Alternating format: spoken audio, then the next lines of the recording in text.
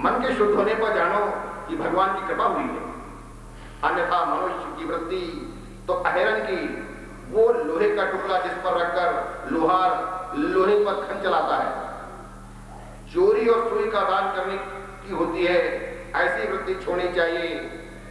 सब लोस्टाक्ष कांचन अर्थात मिट्टी, पत्थर और कांचन को एक समान मानने की वृत्ति प्राप्त करनी चाहिए। राका वाका जैसा वैराग्य होना चाहिए। राका वाका नाम पति पत्नी कहीं जा रहे थे, ये राका वाका कौन है? वैराग्य होना चाहिए राका और बाका की। राका और बाका नामक पति पत्नी कहीं जा रहे थे, राका आगे था और बाका पीछे। रास्ते में राका ने देखा कि एक सुवर्ण हार पड़ा हुआ है। उसने सोचा कि हार को देखकर बाका की दृष्टि मदविभ्रष्ट हो जाएगी, तो उस हार को धूल से ढकने लगा।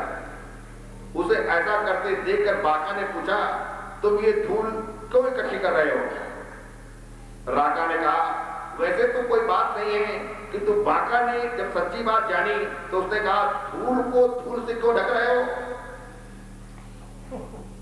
पत्नी कहती है, पति महोदय से, कोई धूल को धूल से क्यों ढक रहे हो? अर्थात पत्नी जानती है कि जो ये सोने का हार है ये धूल। क्या अभी तक तुम्हारी दृष्टि में सुवर्ण और धूल दो भिन्न भिन्न वस्तु हैं? पत्नी ने पति से पूछा, क्या अभी तक तुम्हारी दृष्टि में सुवर्ण और धूल दो भिन्न भिन्न वस्तु हैं? ऐसी भावना तुम्हारे मन में कैसे रह गई? पत्नी ने पति से पूछा। राका ने कहा, तू तो मुझसे भी आगे बढ़ गई। तेरा वैराग्य तो बाका है और पत्नी का नाम ही बाका पड़ गया। संतों के मन में धूल और सुवर्ण एक समान होते हैं। ऐसा ही अनाशक्ति भाव होना चाहिए। किए हुए सत्कर्मों को और पुण्य को भूल जाओ। प्राय ये देखा जाता है कि जो भी हम सत्कर्म करते हैं या पुण्य करते हैं, जब तक हम बखान नहीं कर लेंगे और पानी पी करके बखान करेंगे, पानी से काम नहीं चलेगा, तो चाय वगैरह काफी वगैरह पिएंगे शक्ति प्राप्त करने के लिए, और खूब बखान करेंगे।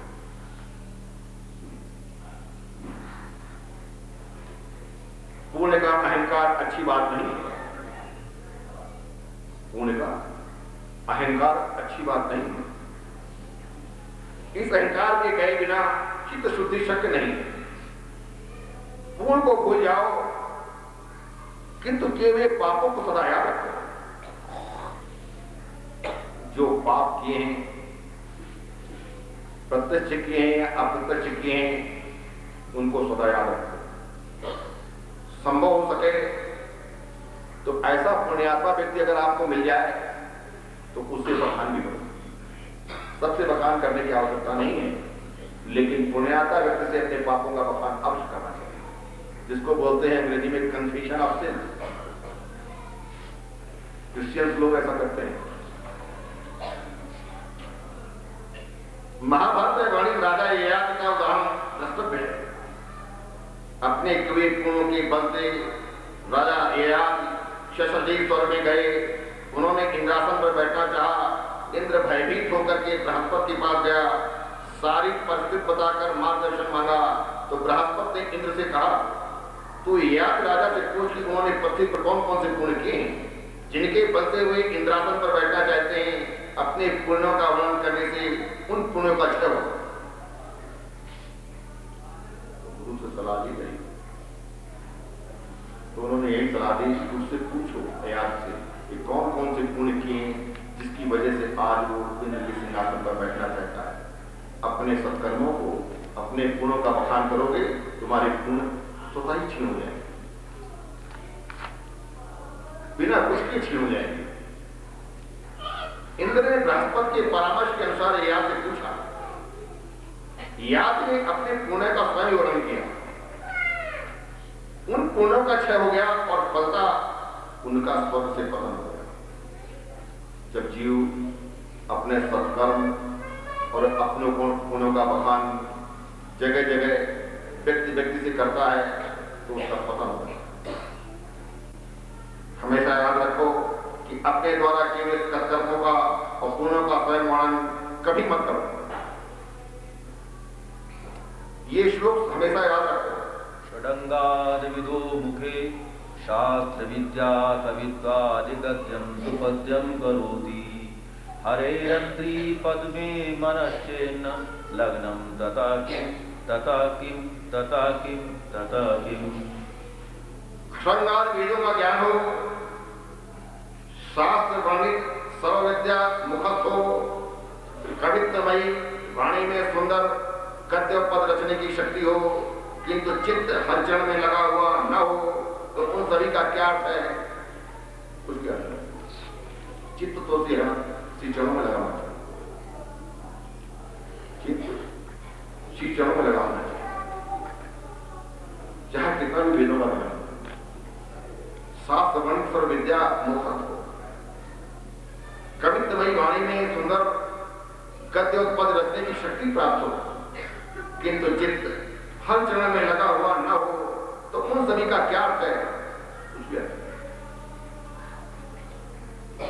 भगवान ने प्रचारकों को विवाह करने की आज्ञा दी। वे अपने घर गए, सभी का विवाह हो गया, सभी की एक पुत्र भी हुआ। सभी प्रचेताएं फिर नारायण सरोवर के किनारे आए।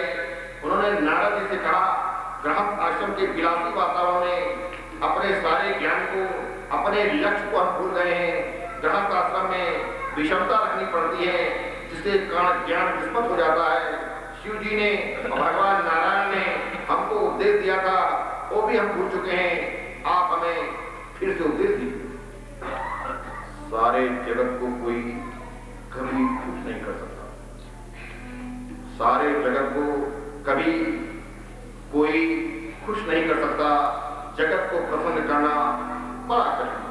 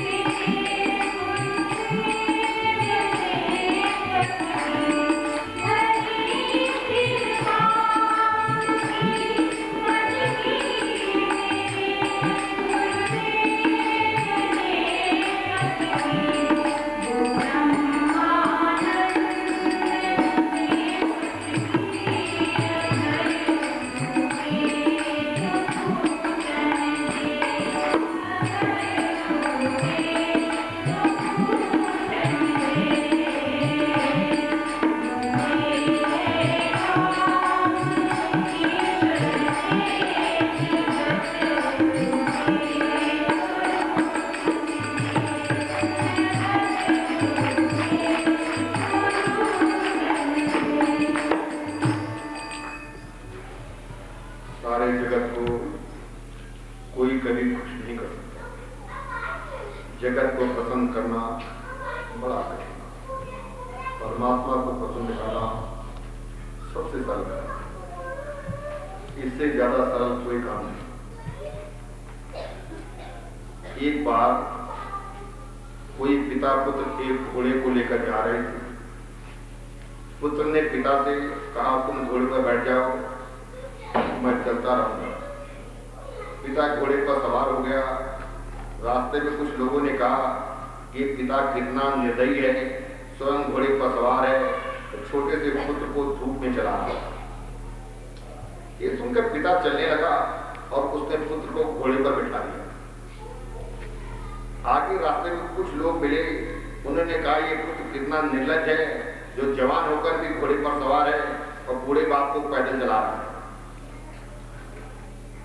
इनकी बात सुनकर पिता पुत्र दोनों घोड़े पर सवार हो गए। रास्ते में फिर कुछ आदमियों ने कहा, कितने निर्दयी हैं लोग, दोनों भैंसे जैसे हैं और छोटे से घोड़े पर सवार हैं। इनके बाद से बेचारा घोड़ा दबा जा रहा है। इनकी बात सुनी तो पिता पुत्र दोनों पैदल चलने लगे। रास्ते में आके फिर कुछ लोगों ने सुनाया, कितने मूर्ख हैं लोग, साथ में घोड़ा है फिर भी पैदल चल रहे हैं।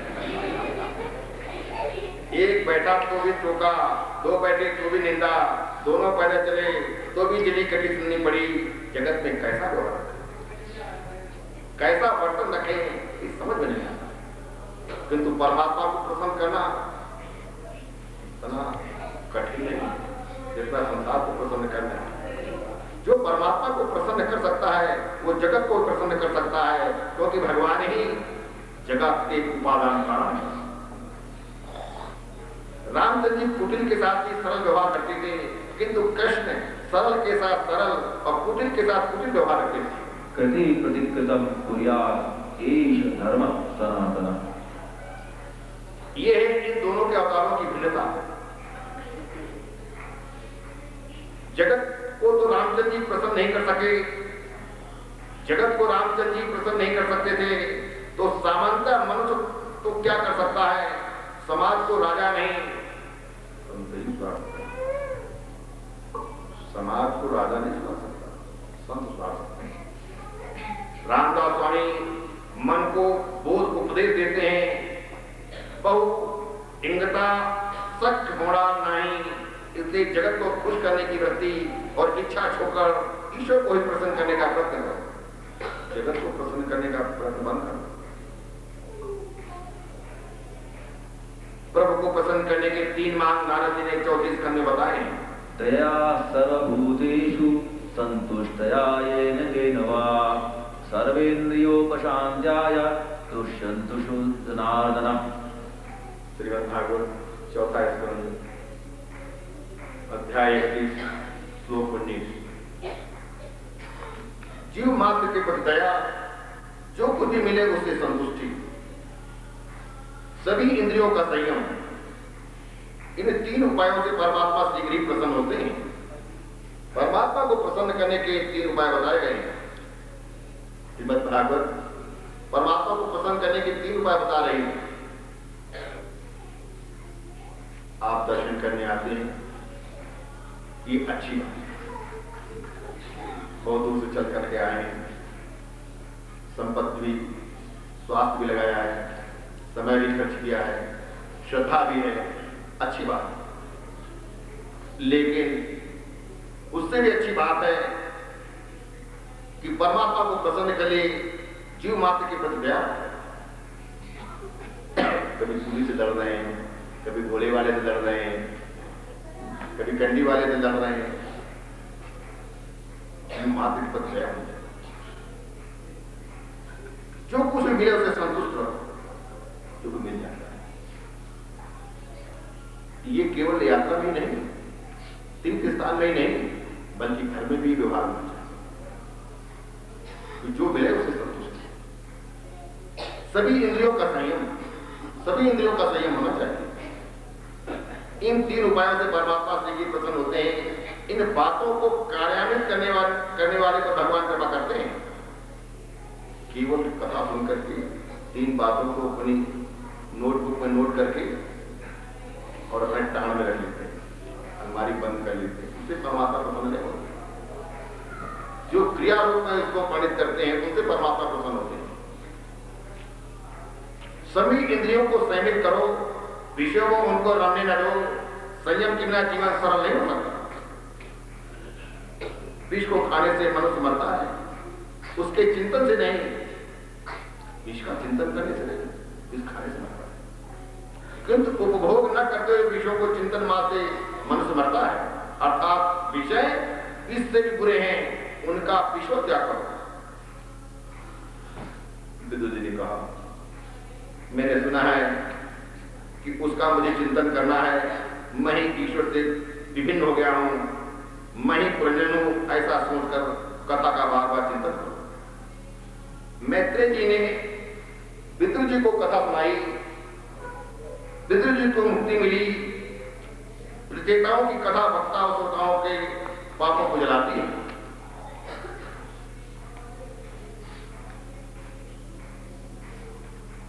अंत में जिनका नाम संकीर्तन सभी पापों का नाश करता है, अंत में जिनका नाम संकीर्तन सभी पापों को नाश करता है, जिनके किए गए प्रणाम सभी दुखों को शांत करते हैं, उस परमात्मा को, श्री हरि को हम बारंबार प्रणाम करते हैं। नाम संकीर्तनम यस्य सर्व पाप प्रणाशनम प्रणामो दुःख शमनस्तम नमामि हरि परम। श्रीमद् भागवत स्कंद 12 अध्याय 13 श्लोक 3। हरे राम हरे राम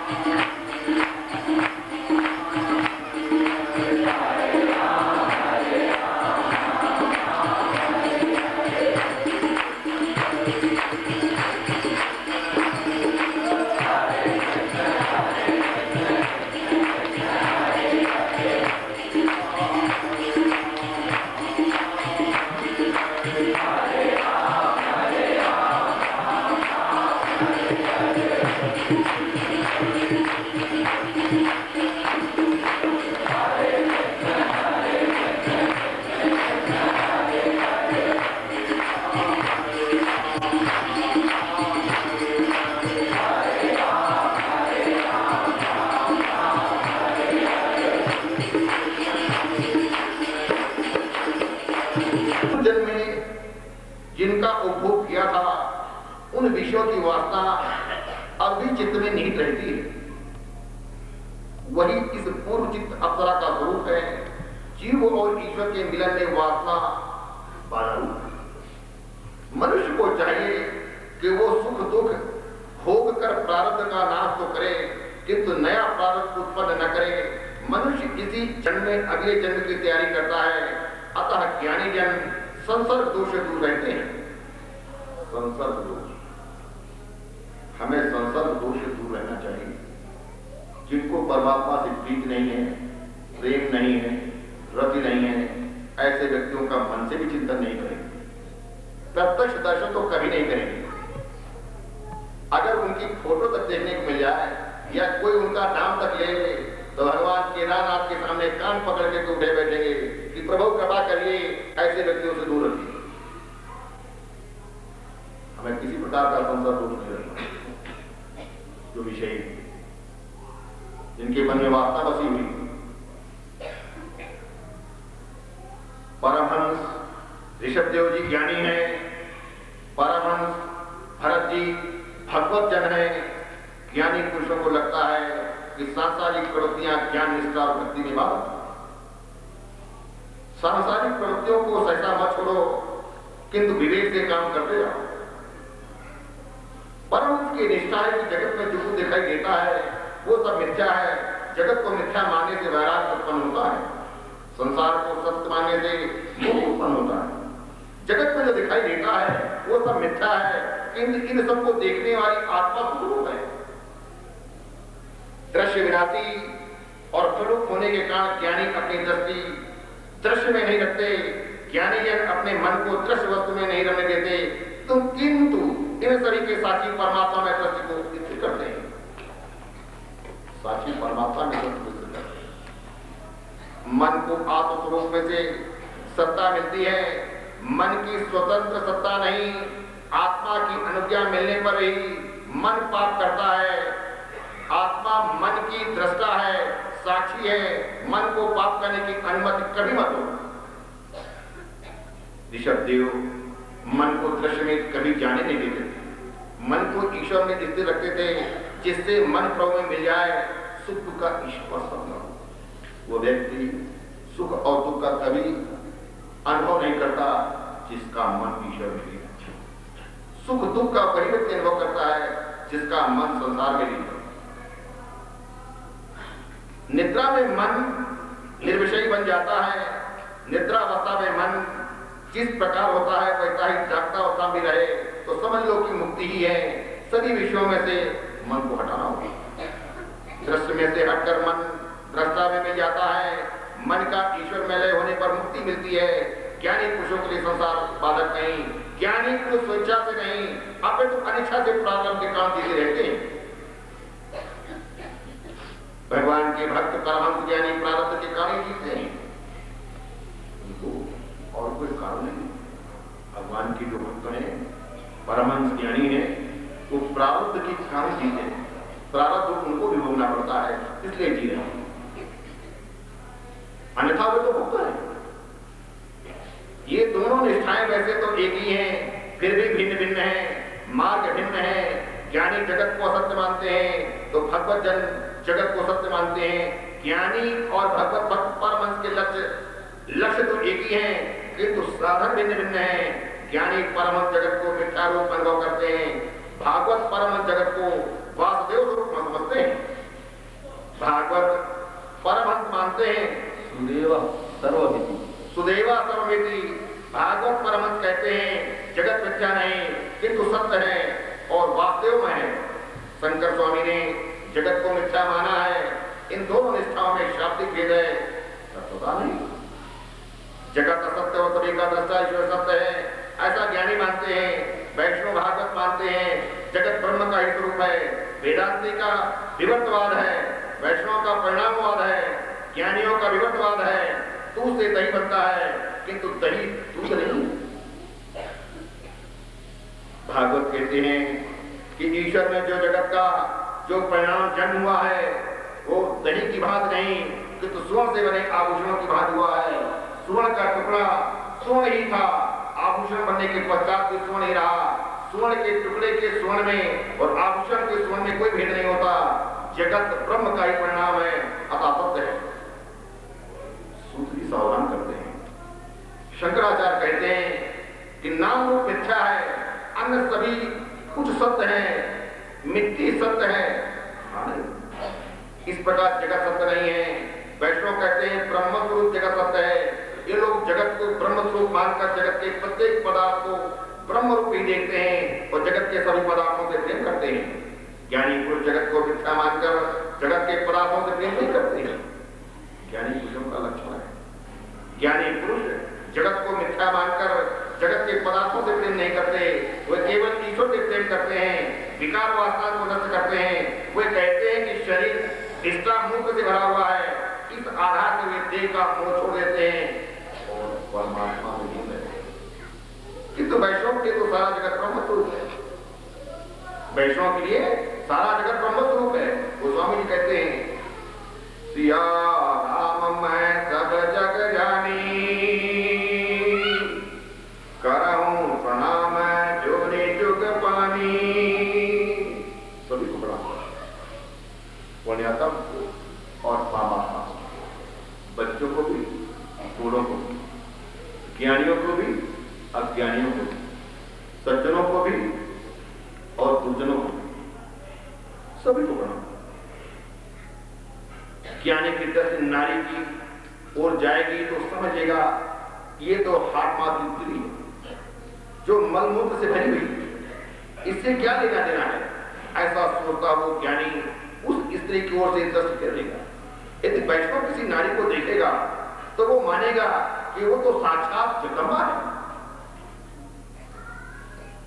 ज्ञानी और वैष्णव में यही अंतर है। ज्ञानी की दृष्टि में नारी की क्या महत्ता है और वैष्णव की दृष्टि में नारी की क्या महत्ता है। वैष्णव तो नारी को जगदम्बा मानता है। ज्ञानी परमहंसों का मार्ग साधारण गृहस्थ के लिए कुछ कठिन नहीं है। वैष्णव का मार्ग हम जैसों के लिए सरल है। जगत को ब्रह्म स्वरूप समझना सरल है। जो दृष्टिगोचर हो रहा है उसे मिथ्या मानना कष्टकार है। माना कि स्त्री सुंदर है, किंतु ज्ञानी कहेगा कि वो तो विष्टामूर्त से भरी हुई पुतली है, अतः उसमें से मन हटा लो। सौंदर्य कल्पना में है, ज्ञानी स्त्री की उपेक्षा करेगा। कभी नारी देखने में आएगी तो ज्ञानी उपेक्षा कर देखेगा, किंतु यदि वैष्णव किसी नारी को देखेगा तो उसे वो लक्ष्मी देवी समझेगा। ऐसा मानकर निर्विकार होकर के उसे वो वंदन करेगा। वैष्णव नारी के प्रति सम्मान और सद्भाव की दृष्टि से देखेगा। किसी भी वस्तु के प्रति तिरस्कार से देखने की अपेक्षा प्रत्येक को भगवत भाव से निर्विकार होकर वंदन करना